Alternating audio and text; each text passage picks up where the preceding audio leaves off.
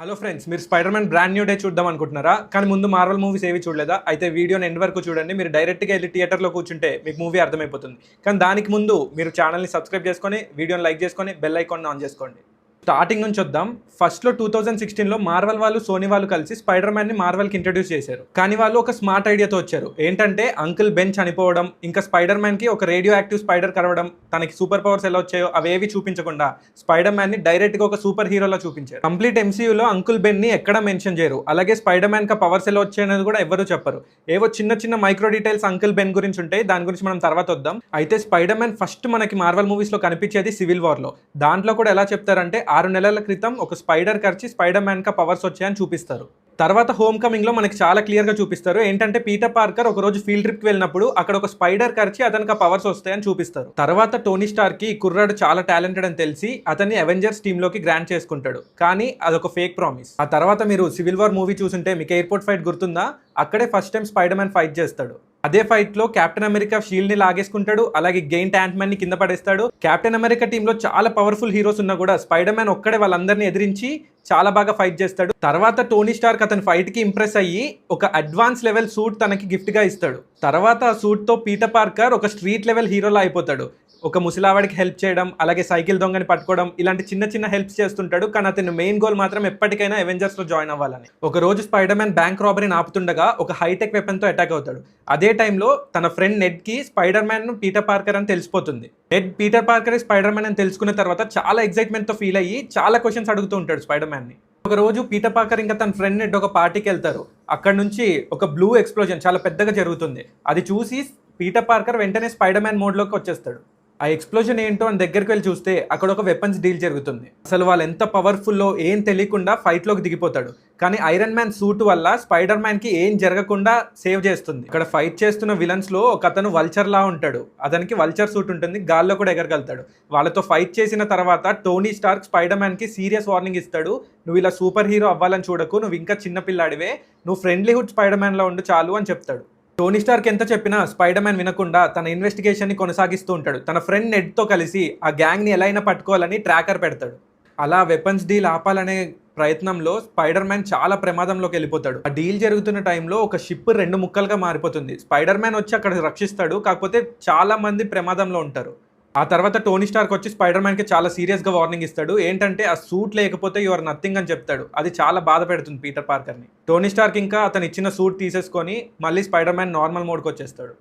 Tony Stark ఆ suit తీసేసుకున్న తర్వాత కూడా స్పైడర్ మ్యాన్కి ఇంకా వాళ్ళని ఎలా అయినా ఆపాలనే ఉంటుంది. సో ఆ పాత సూట్ మళ్ళీ వేసుకొని వెళ్ళి ఆ వల్చర్తో ఫైట్ చేయడం స్టార్ట్ చేస్తాడు. టోనీ స్టార్క్ అన్న మాటలు స్పైడర్ మ్యాన్ని చాలా బాధ పెడతాయి. ఏంటంటే సూట్ లేకపోతే అతను ఏమి చేయలేడు అనే మాటకి అతను ఎలా అయినా పాత సూట్ వేసుకొని మళ్ళీ ఆ వల్చర్ని చేజ్ చేయడం స్టార్ట్ చేస్తాడు. లాస్ట్కి ఎలా అయినా కష్టపడి ఆ వల్చర్ని పట్టుకొని అతను పోలీస్కి అప్పచెప్పేస్తాడు. ఆ వల్చర్ని పట్టేసుకున్న తర్వాత టోనీ స్టార్క్ మళ్ళీ వచ్చి సారీ చెప్పి అతన్ని మళ్ళీ అవెంజర్స్లో జాయిన్ అవ్వమని అడుగుతాడు. కానీ స్పైడర్ మ్యాన్ నేను ఇంకా దానికి రెడీగా లేను, నేను చాలా నేర్చుకోవాలని చెప్పి ఆఫర్ని డిక్లైన్ చేసి నార్మల్ స్పైడర్ మ్యాన్ లాగే ఉందాం అనుకుంటాడు. మనం డైరెక్ట్ ఇన్ఫినిటీ వార్లోకి వచ్చేస్తాం. ఒకరోజు స్పైడర్ మ్యాన్ బస్లో వెళ్తుండగా స్పేస్ షిప్ నుంచి ఒక పెద్ద ఏలియన్ వస్తుంది. దాన్ని చూసి డైరెక్ట్గా అక్కడ ఏంటో కూడా తెలియకుండా వెంటనే వెళ్ళిపోతాడు. స్పైడర్ మ్యాన్ అక్కడికి వెళ్ళి చూసే లోపే డాక్టర్ స్ట్రేంజ్, ఐరన్ మ్యాన్ అందరూ ఫైట్ చేస్తూ ఉంటారు. స్పైడర్ మ్యాన్ కూడా వాళ్ళతో జాయిన్ అవుతాడు. డాక్టర్ స్ట్రేంజ్ని కాపాడుతుండగా స్పైడర్ మ్యాన్ కూడా ఒక స్పేస్ షిప్లోకి లాగబడతాడు. స్పేస్ షిప్ గాల్లోకి వెళ్తుండగా స్పైడర్ మ్యాన్కి ఆక్సిజన్ ఉండదు. అప్పుడే ఐరన్ మ్యాన్ తనకి కొత్త సూట్ ఇస్తాడు. దాంట్లో చాలా ఫెసిలిటీస్ ఉంటాయి. సో ఆ స్పేస్ షిప్లో doctor Strange, iron man, spider man అందరు కలిసి స్పేస్లోకి వెళ్ళిపోతుంటారు. వీళ్ళంతా స్పేస్ షిప్తో టైటాన్ అనే ప్లానెట్కి వెళ్తారు. అక్కడికి వెళ్ళి థానోస్తో ఫైట్ చేయడానికి రెడీగా ఉంటారు. అదే ప్లానెట్లో వీళ్ళు గార్డియన్స్ ఆఫ్ గ్యాలక్సీని కూడా కనుక్కుంటారు. ఫస్ట్ వీళ్ళిద్దరు ఎవరో తెలియకుండా ఇద్దరు థానోస్ కోసం వచ్చినా వీళ్ళే ఫైట్ చేసుకుంటారు. తర్వాత వీళ్ళిద్దరి ఏం ఒకటే, థానోస్ని చంపడం అని తెలిసి వీళ్ళందరూ ఒక టీమ్గా ఫామ్ అయ్యి థానోస్తో ఫైట్ చేస్తారు. కానీ వాళ్ళు ఓడిపోతారు. థానోస్తో ఫైట్లో ఓడిపోయిన తర్వాత థానోస్ ఎర్త్లోకి వచ్చేసి కెప్టెన్ అమెరికా టీమ్తో ఫైట్ చేస్తుంటాడు. కానీ అన్ని ఇన్ఫినిటీ స్టోన్స్ దొరికి చిటికేసిన తర్వాత 50% జనాభా అందరు చచ్చిపోతారు. అప్పుడే స్పైడర్ మ్యాన్ కూడా చనిపోతాడు. అందరూ చనిపోయిన తర్వాత ఆ ప్లానెట్లో ఓన్లీ ఐరన్ మ్యాన్ ఒక్కడే బతుకుంటాడు. ఎర్త్లో కెప్టెన్ అమెరికా ఇంకా కొంతమంది బతుకుంటారు. అవెంజర్స్లో కూడా చాలా మంది చనిపోతారు. స్పైడర్ మ్యాన్ చావుకి ఐరన్ మ్యానే కారణం అనుకొని చాలా బాధపడతాడు. థానోస్ ఇన్ఫినిటీ స్టోన్ స్నాప్ చేసిన తర్వాత 5 సంవత్సరాలు అయిపోతుంది. వీళ్ళకి ఏం చేయాలో అర్థం కాదు. ఇప్పుడే యాంట్ మ్యాన్ ఒక అద్భుతమైన ఐడియాతో వస్తాడు. వీళ్ళందరూ టైం ట్రావెల్ చేసి ఆ ఇన్ఫినిటీ స్టోన్స్ తీసుకొచ్చి మళ్ళీ చిటికేసి అందరినీ రివర్స్ తేవాలనుకుంటారు.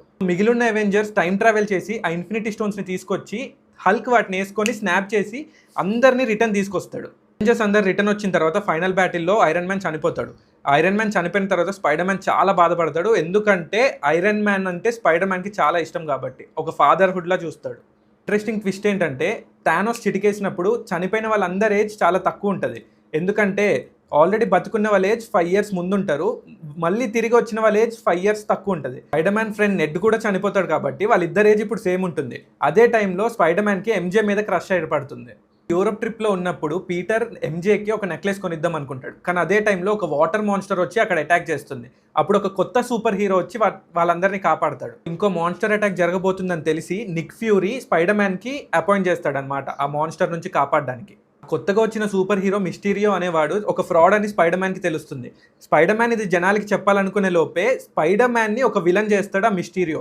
జనాలందరికీ స్పైడర్ మ్యాన్ ఎవరో పీటర్ పార్కరే స్పైడర్ మ్యాన్ అని చెప్పి అందరికీ తెలిసిపోతుంది. స్పైడర్ మ్యాన్ చాలా ట్రబుల్లో ఇరుక్కుంటాడు. స్పైడర్ మ్యాన్ ఇంకా మిస్టీరియో ఫైట్ చేసుకుంటూ ఏదోలాగా స్పైడర్ మ్యాన్ కష్టపడి ఆ మిస్టీరియోని చంపేస్తాడు. కానీ ఈలోపే జనాలందరికీ తెలిసిపోతుంది పీటర్ పార్కరే స్పైడర్ మ్యాన్ అని. పీటర్ పార్కరే స్పైడర్ మ్యాన్ అని అందరికీ తెలిసిపోతుంది. దానివల్ల పీటర్ పార్కర్ చాలా ప్రాబ్లమ్స్ ఫేస్ చేస్తూ ఉంటాడు. దాని నుంచి బయటపడడానికి డాక్టర్ స్ట్రేంజ్ దగ్గరికి వెళ్ళి నేనే స్పైడర్ మ్యాన్ అని మర్చిపోయేలా చెయ్యని డాక్టర్ స్ట్రేంజ్ని అడుగుతాడు. డాక్టర్ స్ట్రేంజ్ స్పెల్ మధ్యలో పీటర్ చాలా కండిషన్స్ పెడుతుండడం వల్ల ఆ స్పెల్ పాడైపోయి మల్టీవర్స్ క్రాక్ అయిపోతుంది. ఆ స్పెల్ పాడవడం వల్ల వేరే యూనివర్స్లో పీటర్ పార్కరే స్పైడర్ మ్యాన్ అని తెలిసిన విలన్స్ ఈ యూనివర్స్లోకి రావడం మొదలు పెడతారు. పాత స్పైడర్ మ్యాన్ మూవీస్ చూసుంటే వాటిలో ఉండే అందరు విలన్స్ ఈ యూనివర్స్లోకి వచ్చేస్తారు. వాళ్ళతో పాటు పాత యూనివర్స్లో ఉండే స్పైడర్ మ్యాన్లు కూడా ఈ మూవీలోకి వచ్చేస్తారు. స్పైడర్ మ్యాన్ వాళ్ళందరినీ రివర్స్ పంపించేయాలనుకుంటాడు. కానీ డాక్టర్ స్ట్రేంజ్ దగ్గరికి వెళ్ళి వాళ్ళందరినీ రివర్స్ పంపించగలమా అంటే డాక్టర్ స్ట్రేంజ్ కుదరదు అంటాడు. కానీ ఇప్పుడు వాళ్ళకు ఉన్నది ఒకటే ఒక ఆప్షన్ ఏంటంటే పీటర్ పార్కరే స్పైడర్ మ్యాన్ అనేది ఈ యూనివర్స్లో అందరూ మర్చిపోయేలా చేస్తే అందరూ ఇక్కడ నుంచి వెళ్ళిపోతారని ఒక ఐడియా వస్తుంది. ఆ స్పెల్ని కానీ వీళ్ళు ఓకే చేశారంటే స్పైడర్ మ్యానే పీటర్ పార్కర్ అని చెప్పి ప్రతి ఒక్కరు మర్చిపోతారు. ఎంజే, తన ఫ్రెండ్ నెడ్, ప్రతి ఒక్కరు. ఇంకా పీటర్ పార్కర్ స్పైడర్ మ్యాన్ అని ఎవ్వరికి తెలియదు ఈ ప్రపంచంలో. ముగ్గురు స్పైడర్ మ్యాన్స్ ఫైట్ అంతా అయిపోయిన తర్వాత స్పైడర్ మ్యాన్ ఎంజే దగ్గరికి వెళ్ళి మీరందరూ నన్ను మర్చిపోతారు అనేది అక్కడ ఒక ఎమోషనల్ సీన్ చాలా బాగుంటుంది. ఆ తర్వాత డాక్టర్ స్ట్రేంజ్ దగ్గరికి వెళ్ళి ఆ స్పెల్ని స్టార్ట్ చేయమని చెప్తాడు. ఆ స్పెల్ కంప్లీట్ అయిన తర్వాత ప్రతి ఒక్కరు ఈ యూనివర్స్లో ఉన్న అందరూ స్పైడర్ మ్యాన్ ఎవరో మర్చిపోతారు.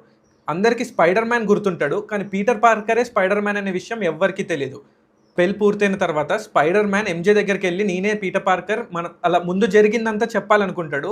కానీ గుడ్ న్యూస్ ఏంటంటే ఎంజే ఇంకా నెడ్ MITకి సెలెక్ట్ అవుతారు. మళ్ళీ వాళ్ళ లైఫ్లోకి వెళ్ళి వాళ్ళని బాధ పెట్టడం ఇష్టం లేక ఆ నిజాన్ని చెప్పకుండా అలాగే తనలోనే దాచుకుంటాడు. పీటర్ ఎలాంటి సిచ్యువేషన్లో ఉంటాడంటే తన గర్ల్ ఫ్రెండ్ తనని మర్చిపోతుంది, తన బెస్ట్ ఫ్రెండ్ తనని మర్చిపోతాడు, అతని ఆంట్ని కోల్పోతాడు, ఐరన్ మ్యాన్ని కోల్పోతాడు. ఇవన్నీ ఇలా ఉన్నా కూడా స్పైడర్ మ్యాన్ గోల్ ఒకటే, ఎప్పటికైనా జనాల్ని కాపాడుతూ ఉండాలి, అవెంజర్స్లో ఒకటిలా ఉండాలనేది తన గోల్. ఇప్పటి వరకు మనకి స్పైడర్ మ్యాన్ గురించి చూపించింది ఇదే. తర్వాత ఏం జరుగుతుందో అనేది మనం బ్రాండ్ న్యూ డేలో చూస్తాం. మీకు కానీ వీడియో కొంచెమైనా హెల్ప్ఫుల్ అనిపిస్తే సబ్స్క్రైబ్ చేసుకొని వీడియోని లైక్ చేసి బెల్ ఐకాన్ ఆన్ చేసుకోండి. నెక్స్ట్ మీకు ఏ మూవీ కావాలో కామెంట్స్లో చెప్పండి. ఉంటా.